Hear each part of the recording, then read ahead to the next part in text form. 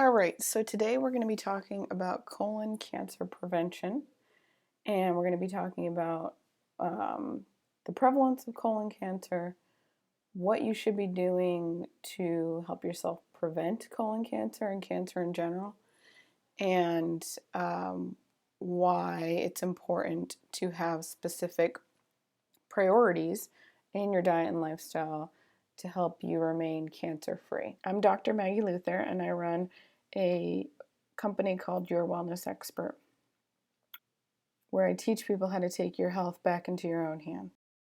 So there's about 10,000 new cases of colon cancer a year, and some other cancers have multiple tens of thousands or hundreds of thousands, yet it's the third most common cause of cancer, behind lung cancer and then breast cancer for women and prostate cancer for men. Well, what's going on? So with screening, generally screening doesn't start till later in life, and usually after the age of 50.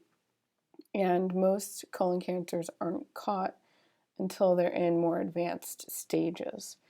Generally, colon cancer does not have many signs or symptoms until it's more advanced. And again, so there's that polyp. As you can see, it's fairly large. You may be having symptoms from that, you may not.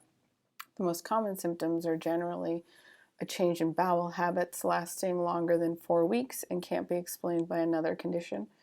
Any bleeding that you're having that hasn't been ruled out as a hemorrhoid, ongoing abdominal pain, cramping, gas, bloating that's not otherwise explained by another condition like an irritable bowel disease or irritable bowel syndrome. Of course, when we're talking about cancers, unexplained weight loss, weakness, or fatigue are those general symptoms that one may feel across all different types of cancers. Now, if we think about just cancer in general, it is largely multifactorial, which means that there's environmental causes, social causes, lifestyle influence causes, and genes. So you can't just say, oh, if I do this one thing, I'm going to prevent cancer. You have to be living a healthy lifestyle. You have to be, making sure that you're not exposed to a lot of chemicals in the environment. You have to have good social support. They're showing more and more that those people with appropriate social supports actually live a more disease-free life. And then, of course, there's genes, but genes often play a very small part in it. And the thing is with genes is they can get turned on and off. So, genes are definitely important, but they're definitely not that far up on the importance scale. So there was a recent article that had come out about colon cancer and aspirin, and could aspirin prevent colon cancer? What they had seen in the research was that with 13,000 participants who had a gastrointestinal cancer, which was the colon rectal cancer, and then they included esophagus, they found that there was improved survival rates. So these were people that had already been diagnosed with one of these types of cancers. And they saw that people who took a baby aspirin daily were twice as likely to survive, or it meant that 28% more lived past that 5-year mark. And a 5-year survival rate for colon cancer is anywhere from 12 to 90%, depending on when it's diagnosed. Survival increases the sooner you catch the cancer, which makes sense.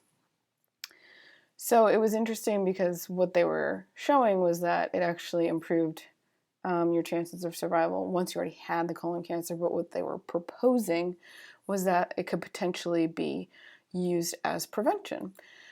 The only issue with that is aspirin can cause GI bleeding. So do we really want to be taking something that can cause GI bleeding when there's many other factors that could positively influence us preventing cancer in the first place? So again, this research is not conclusive of could it be used preventatively, and I think there's lots left to be answered as far as that goes.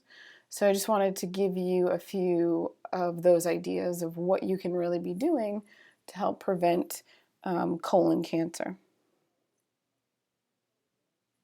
So a big thing that is recommended and that's seen is that red meat can influence colon cancer, and it's these nitrogen-forming compounds that cause these N-nitroso compounds that are highly methylating agents, and they can negatively impact our DNA, thus causing cancer. And these nitrogen compounds are found in lots of different foods. So most of the proteins have them, and then some other nitrogen carriers, such as like choline, will have nitrogen and therefore can create these compounds.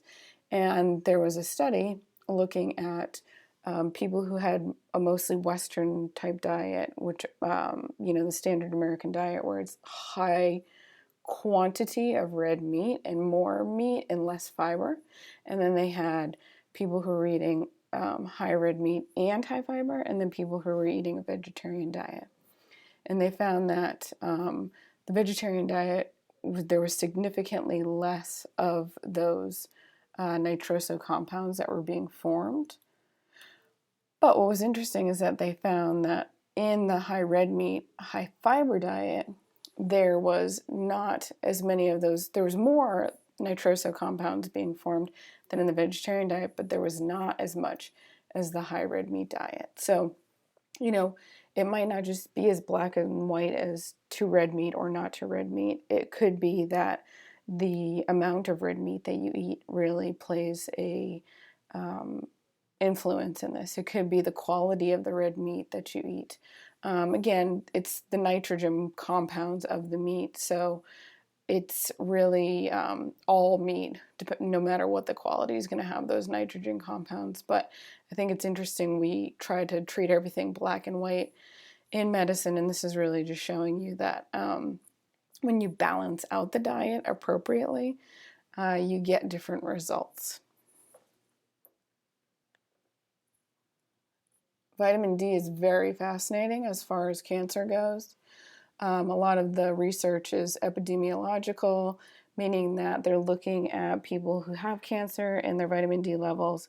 Lower incidences of cancer are often associated with populations that have adequate levels of vitamin D. And so there was a big analysis done that showed that if your blood levels of vitamin D were above that 40 mark, that you had a 65% lower cancer risk, which is pretty awesome. And I think what's so cool about this is that, vitamin D really carries so many jobs in the body. And the goal really is to figure out what your vitamin D level is by getting your blood drawn, but then also taking the right amount for you. So there's no like one right amount for everyone because of genetics and vitamin D receptors. Everyone absorbs and maintains vitamin D levels differently. So some people might do well maintaining at a 40 to 50 serum level by taking 1,000 IUs all year long. Other people might need like 2,000 IUs during the winter and then 1,000 IUs during the summer. So it's really important for you to have your doctor or healthcare practitioner run your labs before summertime hits and then before wintertime hits, and see how they are influenced by the vitamin D level, by the vitamin D that you're taking in the supplement form. So over at the blog, I have a great cheat sheet for you can download, 10 ways to prevent colon cancer. So I added 8 more tips beyond what we just talked about in here. And let me know what you do to help prevent cancer in yourself or your family, or if you have cancer in your family, what you've done to recover from it.